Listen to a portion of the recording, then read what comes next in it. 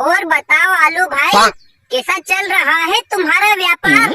अरे क्या बताऊं प्याज भाई, इक्का दुक्का कस्टमर आते हैं, वो भी उधार करके चले जाते हैं और फिर लौट के कभी नहीं आते हैं। क्या करें भाई, जमाना ही खराब है। उधार नहीं दो तो दुकान चलती नहीं, और किसी को एक बार उधार दे दो तो वो लौट के दोबारा आता ही नहीं। क्या करें भाई, पर तुम ये बताओ, तुम पटवारी, पुलिस और टीचर की जॉब के लिए तैयारी कर रहे थे, कहीं तुम्हारा सिलेक्शन हुआ के नहीं? क्या करूं भाई, मैंने बहुत एग्जाम दी है यार, लेकिन हर बार 1 या 2 नंबर से रह जाता हूँ।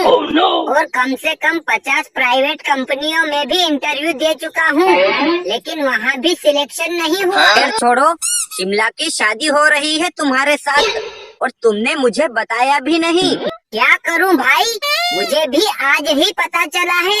कैसी बहकी बहकी बातें कर रहे हो यार, तुम दोनों तो एक दूसरे से बहुत प्यार करते थे और साथ जीने मरने की कस्में भी खाई थी, फिर वो तुम्हें छोड़कर किसी दूसरे के साथ शादी कैसे कर सकती है?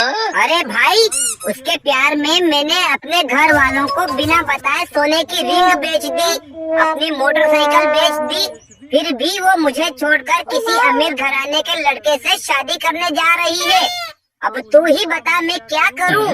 तू टेंशन मत ले भाई, मैं एक बार शिमला से बात करके देखता हूँ, शायद वो मान जाए। बताओ आलू भैया, तुमने मुझे यहाँ क्यों बुलाया है? अरे शिमला बहन, तुम और प्याज दोनों एक दूसरे से बहुत प्यार करते थे और सातों जन्म तक साथ निभाने की कस्में खाई थी, फिर ऐसा क्या हुआ जो तुम प्याज को छोड़कर दूसरे से शादी कर रही हो? अरे आलू भाई,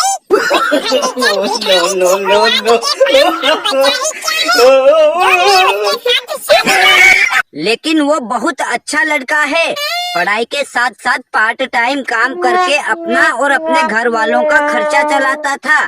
तुम्हारे प्यार में पड़ के बेचारा सब कुछ गंवा बैठा और अब तुम दूसरे से शादी करने जा रही हो।